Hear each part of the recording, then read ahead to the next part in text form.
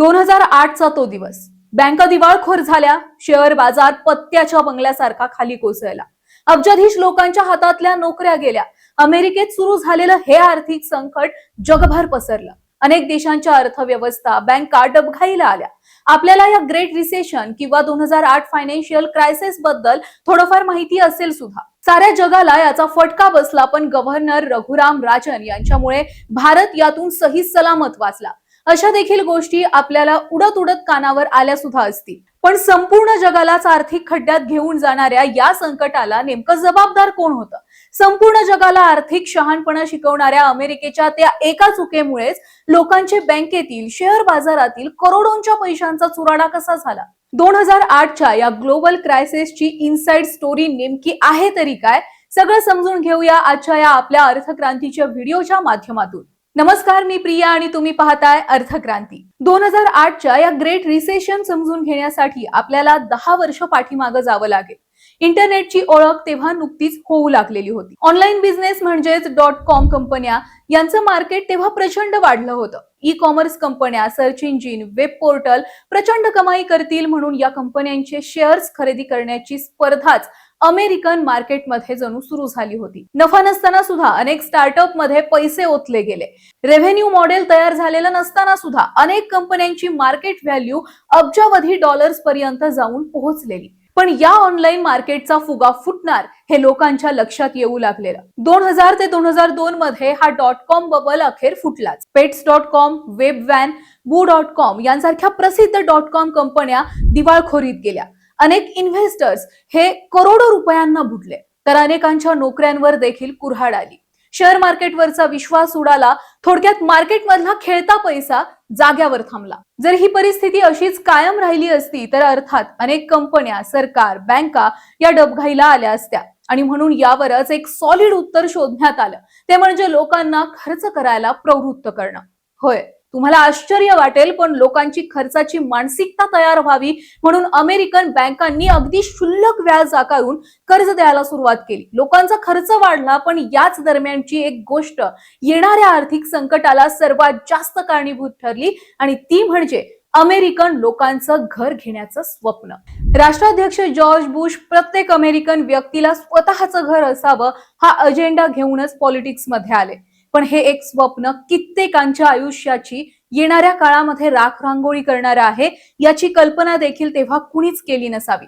लोकांना अगदी क्षुल्लक व्याजदरावर कर्ज मिळू लागलं. घराच्या किमती वाढू लागल्या. कर्ज काढून घर घेणं ही गोष्टच अमेरिकेमध्ये अगदी कॉमन बनून गेली. रिअल इस्टेटचा धंदा या काळामध्ये इतका तेजीस आला की लोकांनी मागचा पुढचा कुठलाही विचार न करता करोडोंची घरं घ्यायला सुरुवात केली. ज्यांची कर्ज फेडण्याची क्षमता नाहीये किंवा ज्यांच्याकडे इन्कमचा कोणताही सोर्स नाहीये अशा ग्राहकांना सुद्धा बँका सरसकट कर्ज देऊ लागल्या. जे कर्ज फेडली जाण्याची शक्यता अगदी फारच कमी असते, ज्याला बँकेच्या भाषेमध्ये सब प्राईम कर्ज असं म्हणतात, ती कर्ज दिवसागणिक वाढू लागली. बँकांच्या बँका म्हणून काम करणाऱ्या फायनान्स बँका या सगळ्या व्यवहारामध्ये मध्यस्थाची भूमिका बजावत असत. घरांच्या किमती देखील वाढत चालल्याने जरी कर्ज फेडलं नाही तरी घर किंवा जमिनी ताब्यात घेऊन ती विकून आपण आरामामध्ये प्रॉफिट मध्ये राहू शकतो असं या बँकांचं अगदी साधं सोपं गणित होतं. पण हेच गणित नेमकं उलट फसलं. सुरुवातीला या गृह कर्जाच्या म्हणजेच होम लोन्सचा इंटरेस्ट रेट हा कमी होता. मात्र वर्षानंतर हा इंटरेस्ट रेट अचानक जादा नफ्यासाठी बँकांकडून भरमसाठ वाढवण्यात आला आणि त्यामुळे लोकांनी घरं तर घेतली, पण त्यांचे हप्ते फेडणं अवघड बनून बसलं. होम लोन्स घेण्याचं हे प्रमाण इतकं अफाट होतं की बँकांना कर्ज द्यायला हातात कॅश सुद्धा राहिली नव्हती. आणि म्हणून या बँकांनी कोणत्याही परिस्थितीमध्ये पैसा उभा करण्यासाठी दिलेल्या कर्जाची पॅकेज एकत्र करून गुंतवणूकदारांना ती विकली. यात भर म्हणून की काय, क्रेडिट कार्ड एजन्सींनी देखील पॅकेजेसला AAA दर्जा म्हणजेच सर्वात सुरक्षित गुंतवणुकीचा दर्जा देऊन हे पॅकेजेस इन्व्हेस्टच्या गळ्यामध्ये घालून पैसा उभा केला. 2005 पासून घरांच्या किमती झपाट्यानं पडू लागल्या. घराच्या किमतीपेक्षा लोकांच्या व्याजाच्या किमती या दुप्पट झाल्यामुळे लोकांनी वैतागून हप्ते भरणं सोडून दिलं. अनेकांनी तर राहती घरं सोडली. अनेक घरांवर जप्तीची कारवाई झाली. परिस्थिती एवढी हाताबाहेर गेली की बँका, इन्व्हेस्टर्स सगळे डबघाईला आले. गुंतवणूक बँका म्हणजेच फायनान्स बँका या तर अगदी दिवाळखोरीला निघाल्या. याच सगळ्यातील एक बँक होती ती म्हणजे लेहमन ब्रदर्स. अनेक वर्षांपासून जगभरात गुंतवणूक बँक म्हणून लेहमन ब्रदर्स स्वतःची ओळख बनवून होते. पण या सगळ्यामध्ये होम लोन्सच्या ट्रॅपमध्ये फसल्यामुळे 2008 मध्ये ही बँक दिवाळखोरीला निघाली. ही बातमी वाऱ्याच्या वेगानं जगभर पसरली. गुंतवणूकदार, बँका, सर्वसामान्य नागरिक यांचं अगदी न मोजता येण्यासारखं नुकसान झालं. लोकांना नेमकं कुणावर विश्वास ठेवावा हेच समजेनासं झालं. शेअर मार्केट झपाट्यानं कोसळला. बँकांनी एकमेकांशी व्यवहार करणं जवळपास बंद करून टाकलं. युनिव्हर्सिटी ऑफ ऑक्सफर्डच्या एका रिपोर्टनुसार जवळपास 2008 मधील एका वर्षात झालेल्या 10,000हून जास्त आत्महत्या याच ग्रेट रिसेशनमुळे घडून आल्याचं सुद्धा सांगण्यात येत आहे. IT industry, real estate, banking, finance या सगळ्याच सेक्टरमधील करोडो लोकांना कायमची नोकरीही गमवावी लागलेली. कुणाच्याच कंट्रोलमध्ये नसणाऱ्या या संकटातून जगाला बाहेर काढण्यासाठी अनेक देशांच्या सरकारांनी ट्रबल्ड असेट रिलीफ प्रोग्राम सारखी मदतीची पॅकेजेस जाहीर केली. अनेक बँकांना बेलआउट करून दिलं. अनेक सेंट्रल बँकांनी इंटरेस्ट रेट सुद्धा कमी केला. अर्थात अमेरिकेतील कोणत्याही महत्वाच्या घडामोडींचा परिणाम हा जगावर नेहमीच पडत असतो आणि तो तसाच भारतावर सुद्धा पडला. सेन्सेक्स कोसळला, निर्यातीला फटका बसला, GDP हा खाली गेला.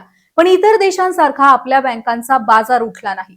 तेव्हा IMF साठी चीफ इकॉनॉमिस्ट म्हणून काम करणाऱ्या आणि नंतर RBIचे गव्हर्नर बनलेल्या रघुराम राजन यांनी 2005 मध्ये मोठ्या बँकांच्या या मोठ्या धोक्यापायी अडचण येऊ शकते असं स्पष्ट प्रामाणिक मत नोंदवलेलं होतं. विशेष म्हणजे तेव्हा या भारतीय व्यक्तींची खिल्ली उडवली गेली होती. RBIच्या कडक नियमावली तसेच कर्ज देण्यासाठी असणारी विशिष्ट नियमावली. थोडक्यात भारतात एक आर्थिक शिस्त तयार झाल्यामुळे या ग्लोबल क्रायसिसचा म्हणावा असा फटका आपल्या भारताला बसला नाही, हेही तितकंच खरंय. पण 2008च्या या मार्केट क्रॅशमुळे अतिलोभ, अतिजोखीम आणि कमकुवत नियमांचा फटका साऱ्या जगाला भोगावा लागू शकतो याची मात्र कायमची शिकवण देऊन गेला. बाकी 2008 सारखा आर्थिक मंदीचे सावट जगावर पुन्हा येऊ शकतं का, याबाबत तुम्हाला काय वाटतं ते आम्हाला कमेंट बॉक्समध्ये नक्की कळवा. व्हिडिओ आवडल्यास तुमच्या मित्रांसोबत शेअर करायला आणि अर्थक्रांतीच्या YouTube चॅनलला सबस्क्राईब करायला मात्र विसरू नका. धन्यवाद.